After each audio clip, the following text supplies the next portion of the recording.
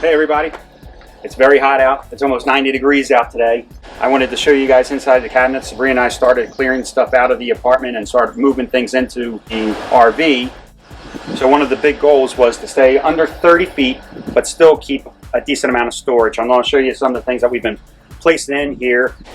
So maybe you're in the same situation that Sabrina and I are in, and you're thinking about downsizing to move into maybe a tiny home or a smaller area, and you're wondering, just how do you go about doing it? I can tell you, definitely plan way in advance. Start early. It's not easy sometimes to let go of things that you've collected. I know for Sabrina and I, what we did was we might have looked at something once 10 months ago, and then looked at it again 6 months ago, and we're like, oh, we're still not ready. And then usually by the third time we look at something, we're like, you know what, why did we even hold on to it this long? You can let it go. So we started moving stuff into the RV and tried to set it up in a sense of how we would be living, or how we thought we would be living in it. And everything that's left now is going to somebody already, either a family member. And that might be something too that you're looking at. You might have things that you don't necessarily want to let go out of your life completely. So for some things, for Sabrina and I, we had a lot of like Disney World snow globes and little collectibles and stuff, and we were like, we'd like them so much that we didn't want to just give them to a stranger or even sell them. So a lot of the things we gave to maybe a niece, a nephew, family members, people that that maybe you'll see that item again when you go to visit them. So just because you're getting rid of things doesn't mean that you never have to see it again. Sabrina and I talked about the idea of putting stuff in storage, and we actually decided not to do it. So when we move into the motorhome, everything we own will be in the motorhome. I'm going to open up these and let you take a look inside and get an idea of what we're working with. The only thing, like I said, that we have, I think, left now is our computers, electronic stuff, computers, our tablets, our phone, and clothing. So here we have in the first cabinet is fire starters and our pass-through, and we haven't really put much in this pass-through just yet. Right next to that cabinet is another large one, and we put our little giant ladder up here, and we were hoping it would fit through that pass-through, but it does not. So then in this compartment here, we thought we would try to organize and keep things together. So this is going to be our patio mat, it's going to be our grill, and it's going to have our collapsible chairs in there. And we just thought these three items will probably go together every time. When we park, we'll probably lay down the mat, set up the grill, and set up our chairs.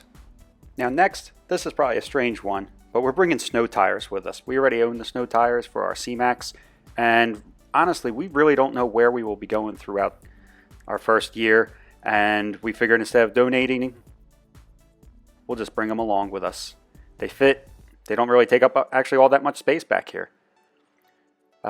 This is what Sabrina and I call our rear trunk area, and it's still pretty open. We have some of our tow equipment. Up to the upper left here, we have our RVI brake system. That box has our pressure regulator and things for setting up with our water when we do our hookups.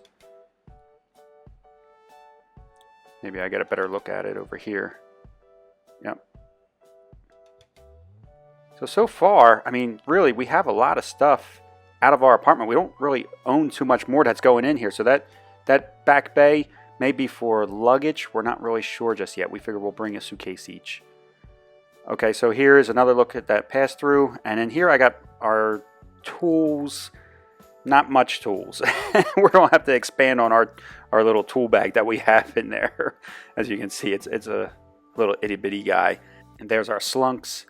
And I'm going to close this up and go check out the inside. I can't forget our gloves for our dumping of sewage. Before we get started on the inside though, we had a couple questions from people and asking, what does the bed look like with the slides in? And here it is.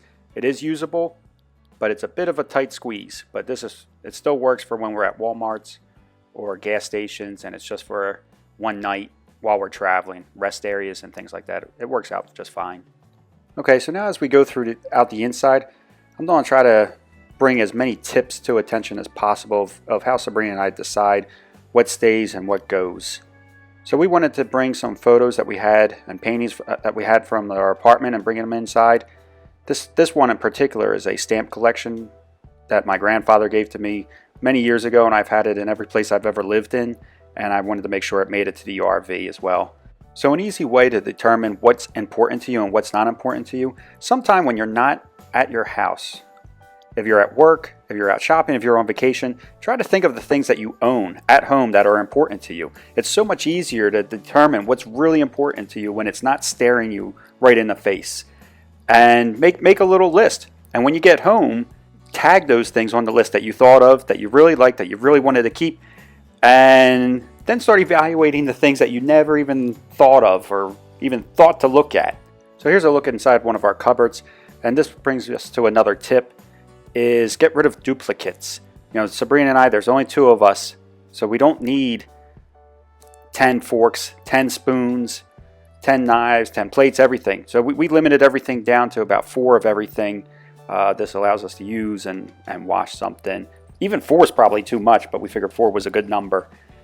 Same thing with pots and pans. We only have 3 burners, so we're keeping 2 pans and probably 2 pots.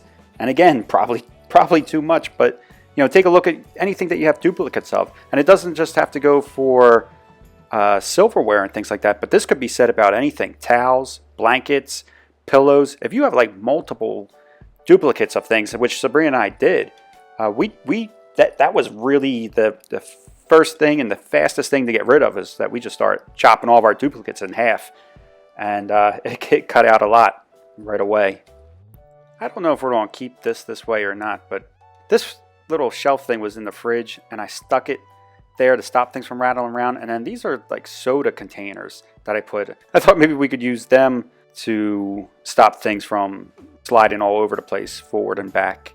So next up is wardrobe, closets, and clothing. I think this is a difficult one for everybody. I don't have a lot of stuff that hangs, just my winter jacket, things like that.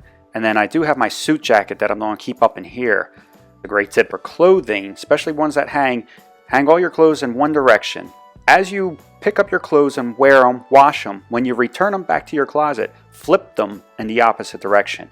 Do this for about 2 months, and at the end of the 2 months, anything that is still facing in the one direction, unless if it's a suit, something that you wear for special occasions, after 2 months, for me anyway, I got rid of it. And then I did it again for 1 month. And if I didn't wear something in 1 month's time, I got rid of that. And that helped me trim down a ton of clothes that way. It's a good trick that really helps Sabrina out too with her dresses and her tops. Just going to sneak a peek in this bathroom too.